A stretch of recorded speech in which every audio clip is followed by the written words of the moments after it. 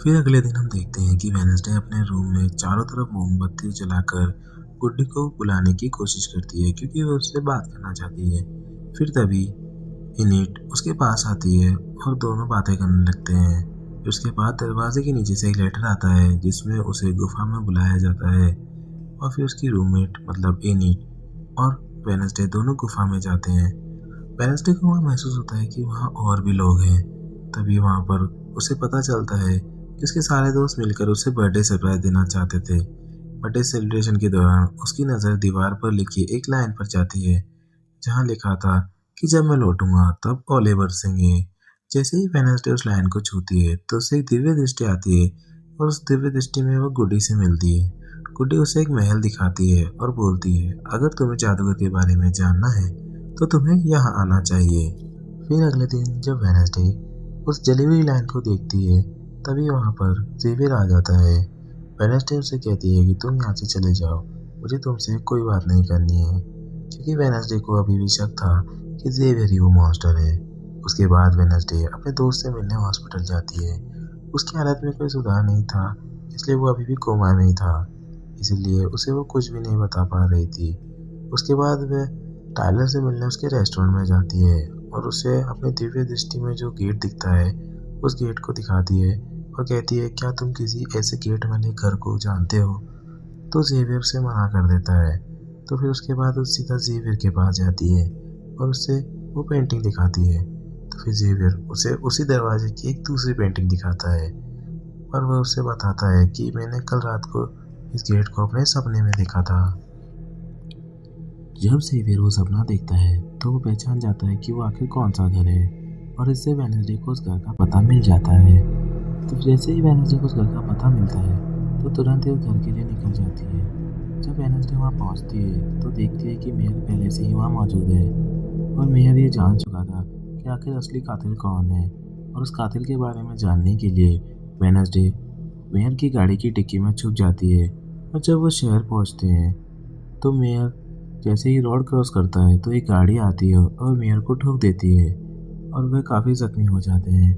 फिर हम देखते हैं कि वेडनेसडे, टायलर और एनिट तीनों उस घर में जाते हैं जहाँ से मेयर बाहर निकले थे और फिर वह अंदर आकर देखते हैं कि वहाँ पहले से ही कोई रह रहा था और क्योंकि वहाँ की मोमबत्तियाँ गर्म थी और वहाँ एक कमरा बिल्कुल इतना साफ था कि जैसे आज ही साफ किया हो।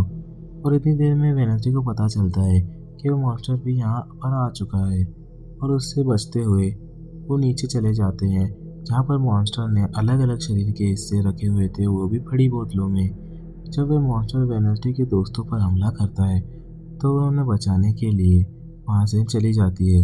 वेडनेसडे को बाहर आने के बाद पता चलता है कि टायलर घायल हो चुका है तो वह उसे उसके घर ले जाती है। उसी टाइम उसके पिता वहाँ आ जाते हैं और वो वेडनेसडे उसके पिता को कहती है कि आप मेरे साथ चलिए, मैं आपको कुछ दिखाना चाहती हूँ। जब वेडनेसडे पुलिस ऑफिसर को वहाँ लेके आती है तो वो देखती है कि वहाँ से सब कुछ गायब हो चुका है। तो वेडनेसडे सोचती है कि आखिरकार इतनी सी देर में वो सारा सामान कहाँ गायब हो गया और उसके डैड वेडनेसडे को वार्न करते हैं कि तुम आज के बाद मेरे बेटे से कभी नहीं मिलोगी, तुम्हारी वजह से मेरा बेटा खतरे में आ जाएगा।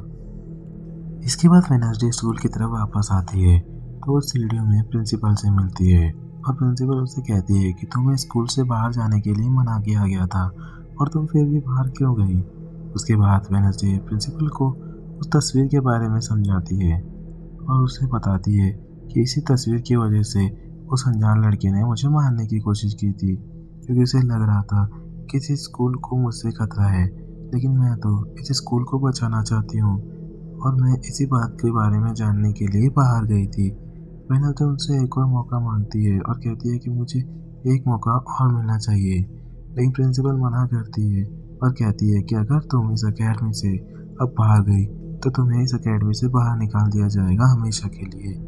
और फिर प्रिंसिपल इतना कहकर वहाँ से चली जाती है। वेडनेसडे रूम में वापस आती है तो वो देखती है कि इनिट अपना सामान पैक कर रही है और वह वहाँ से जा रही है और फिर उनके बीच झगड़ा होने लगता है। इनिट कहती है कि तुम्हें सिर्फ अपनी पड़ी है, तुम सिर्फ अपने बारे में सोचती हो और मुझे ऐसे मतलबी लोगों से दोस्ती नहीं रखनी जो दूसरों की जान को खतरे में डालें। और फिर उसके बाद इनिट वहाँ से चली जाती है। अब जब इनिट वहाँ से चली जाती है तो वेनसडे एक बार फिर से बिल्कुल अकेली पड़ जाती है। तो वेनसडे अपने रूम के कोने में बैठकर उस बॉक्स को देखने लगती है जो उस जादूगर के घर से लेकर आई थी। बॉक्स की जांच पड़ताल करने के बाद उसे उस बॉक्स में से उसकी बहुत सारी तस्वीरें मिलती है।